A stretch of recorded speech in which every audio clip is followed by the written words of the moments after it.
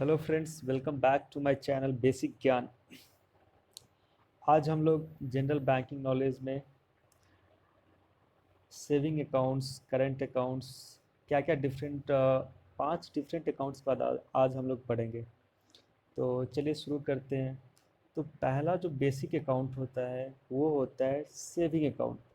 तो बहुत सारे लोग का क्वेश्चन रहता है कि सेविंग अकाउंट्स एक्चुअली होता क्या है, करंट अकाउंट क्या होता है, दोनों में डिफरेंस क्या होते हैं। तो आज हम लोग उसी पे बात करते हैं। तो चलिए शुरू करते हैं। What is saving account? Saving account क्या है? इसमें बहुत सारे पॉइंट्स हैं जो कि हम लोग को ध्यान रखना चाहिए।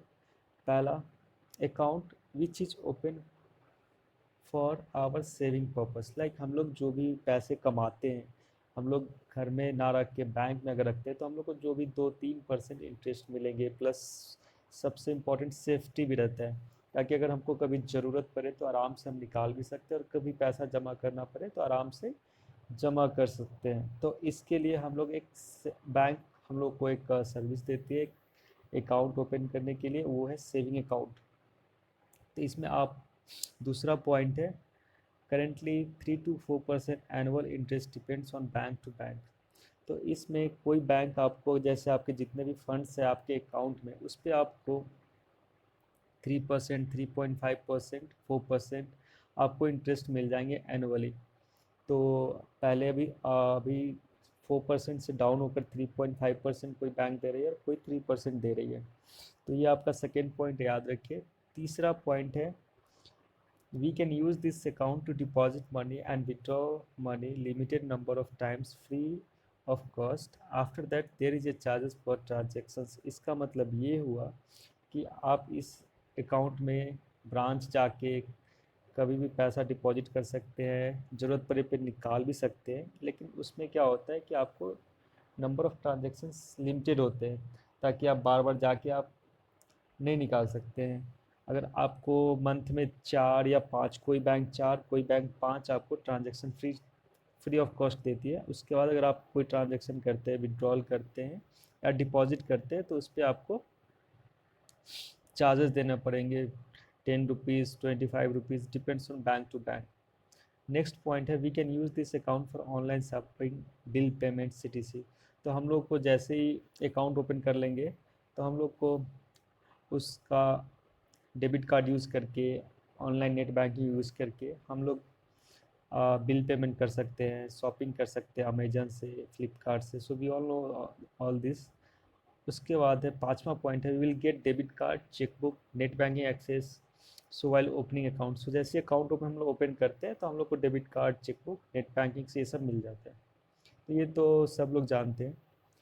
तो अब चलते हैं next question, what is current account? तो हम लोग सेविंग अकाउंट पढ़ लिए, अब करेंट अकाउंट। तो करेंट अकाउंट जनरली ये ओपन किया जाता है बिजनेस मैन के द्वारा और बिजनेस पर्पस के लिए। The account open by business man for business purpose. Second point है, नो इंटरेस्ट। इसमें जो भी पैसा होता है इस अकाउंट में, उसमें बैंक आपको कोई भी इंटरेस्ट नहीं देती है, ये 0% रहता है। ये याद रखिएगा, एग्जाम में कभी कभी पूछ देता है, what is the interest bank giving on current account funds. So there is no interest, कोई भी इंटरेस्ट नहीं मिलता। तीसरा पॉइंट है, we can use this account for deposit money and withdrawal money limited times. इसमें सेम है, इसमें भी different different types of accounts होते हैं बैंक में। अगर आप हायर वेरिएंट के अकाउंट ओपन करते हैं तो आपके नंबर ऑफ़ ट्रांजेक्शन ज़्यादा मिलेंगे, अगर आप लोअर वेरिएंट के अकाउंट ओपन करते हैं तो आपको नंबर ऑफ़ ट्रांजेक्शन कम मिलेंगे। उसके बाद है, इसमें भी आप शॉपिंग, बिल पेमेंट सब कर सकते हैं, और आपको इसमें भी debit card, chequebook, net banking access अगर आपको चाहिए तो आपको मिलेंगे, अगर आपको नहीं चाहिए तो आप नहीं ले सकते। ये आपके ऑप्शन से ऑप्शनल है आपके लिए। तो ये रहा करेंट अकाउंट, सेविंग अकाउंट हम लोग कर लिए। अब चलते हैं फिक्स डिपॉजिट। बहुत सारे लोगों को कन्फ्यूजन होता है कि ये normal saving account, fix deposit होता क्या है, हम लोग कैसे एक्सेस कर सकते हैं, कैसे ओपन कर सकते हैं। फिक्स डिपॉजिट कुछ नहीं, बस एक अकाउंट होता है जिसमें आप एक लमसम पैसा एक बार में 10,000, 1 lakh, 10 lakh, depends customer to customer कितना उसका पोटेंशियल है, कितना एक बार में डिपॉजिट करके आप 1 साल के लिए, 2 साल के लिए, 6 साल के लिए आप फिक्स करके रख देते हैं कि हमको इंटरेस्ट ज़्यादा मिले। तो फिक्स डिपॉजिट आपको एक पीरियड के लिए आपको रखना पड़ता है, उसके बाद जब वो मैच्योर हो जाता है आप उसको विड्रॉ कर लीजिए। आप उसको, आपका जैसे आपका मैच्योर होगा आपका वो पैसा आप ऑटो रिन्यू भी करा सकते हैं, और वो अगर आप ऑटो रिन्यू नहीं कराते हैं तो आपका वो पैसा आपके अकाउंट में आ जाता है। इसमें दूसरा इंपॉर्टेंट पॉइंट है जो एग्जाम में आते हैं कि what is the minimum period for fixed deposit and what is the maximum period for fixed deposit. तो ये आप यहाँ पे ध्यान रखेंगे, मिनिमम जो पीरियड है आप कम से कम 7 दिन आपको फिक्स्ड डिपॉजिट बनाना पड़ेगा, उससे कम अगर आप बनाते हैं तो आपको कोई इंटरेस्ट नहीं मिलेगा बैंक की तरफ से, और मैक्सिमम आप 10 साल के लिए ही बना सकते हैं। उसके बाद अगला पॉइंट है पार्शियल विड्रॉल अलाउड है कि नहीं। हाँ, पार्शियल विड्रॉल आप कर सकते हैं, जैसे आप एफडी बनाते हैं 1 लाख का, अगर आप चाहते हैं कि हम 20,000 विड्रॉ करना चाहते हैं उससे फिक्स डिपॉजिट से, तो आपके पास ऑप्शन है, आप विड्रॉ कर सकते हैं विदाउट एनी चार्जेस। उसके बाद है प्री मेच्योर करने का। इसमें भी आप प्री मेच्योर कर सकते हैं, आप चाहते हैं कि अगर 1 साल के लिए एफडी बनाते हैं और आप चाहते हैं कि नहीं मेरे को ज़रूरत है पैसे का 6 मंथ के बाद, तो आप उसको विड्रॉ कर सकते हैं, लेकिन इन केस में आपको 1% का पेनाल्टी देना पड़ेगा। ये एग्ज़ाम में आता है कि आपको कितना परसेंट का पेनाल्टी बैंक के द्वारा लगता है, 0.5%, 0.75%, 1%, 2%। तो राइट आंसर इज़ 1%। सो ये रहा फिक्स डिपॉजिट। आप कमेंट भी कर सकते हैं, आपको जो जो बात नहीं समझ में आ रही है आप कमेंट कर दीजिए, मैं उसका आंसर देते रहूँगा। और fourth important is recurring deposit, हम लोग शॉर्ट में बोलते हैं आरडी। फिक्स डिपॉजिट को एफडी और रिकरिंग डिपॉजिट को आरडी बोलते हैं। आरडी क्या है? आरडी भी एक तरह का फिक्स डिपॉजिट ही है, लेकिन यहाँ पे हम लोग क्या करते हैं, हम लोग इंस्टॉलमेंट में डिपॉजिट करते हैं। जैसे वहाँ फिक्स डिपॉजिट में एक बार 1 लाख, 2 लाख, 5 लाख जमा कर दिए 1 साल 2 साल के लिए। यहाँ पे हम लोग बोलते हैं कि हम लोग तो एक बार नहीं दे सकते, हम मंथली देना चाहते हैं। कितने साल के लिए? 1 साल के लिए, 2 साल के लिए, depends on customer to customer. तो रिकरिंग डिपॉजिट आप मंथली, जैसे कोई बोलता है हम 5,000 मंथली डिपॉजिट करना चाहते हैं, तो ठीक है, रिकरिंग डिपॉजिट ओपन कर लीजिए।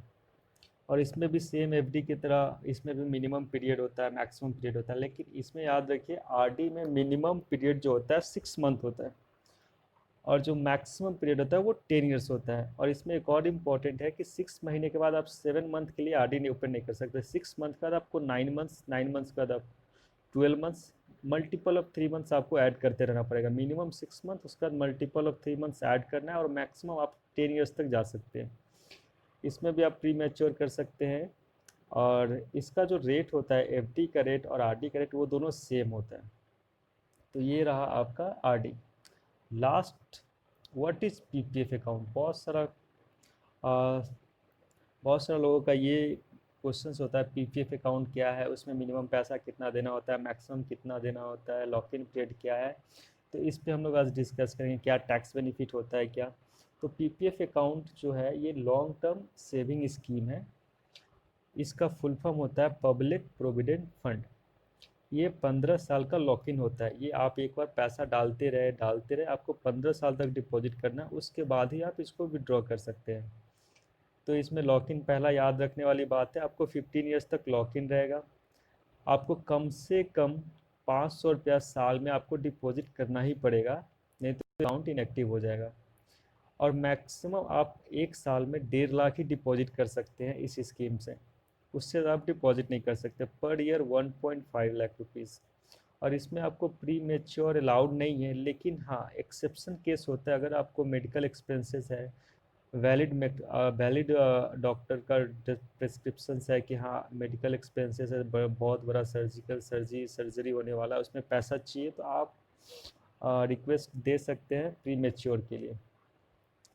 उसके बाद इसमें टैक्स रिबेट भी है, आपको सेक्शन 80C के अंदर आपको 1.5 लाख तक का आपको टैक्स बेनिफिट भी मिलता है। पीपीएफ के अंदर आपका जो इंटरेस्ट जो मिलता है ये general fix deposit saving account से थोड़ा सा ज़्यादा मिलता है। तो ये रहा आज का लास्ट 5 अकाउंट। तो आज हम लोग 5 डिफरेंट अकाउंट्स के बारे में पढ़े। तो एक बार फिर से, saving account, current account, fix deposit, recurring deposit and PPF account. So दोस्तों आज के लिए बस इतना ही। आपको इसमें से किसी में जो भी कुछ डाउट होगा आप मेरे को कमेंट्स में लिख दीजिए, वहाँ पे मैं रिप्लाई कर दूँगा।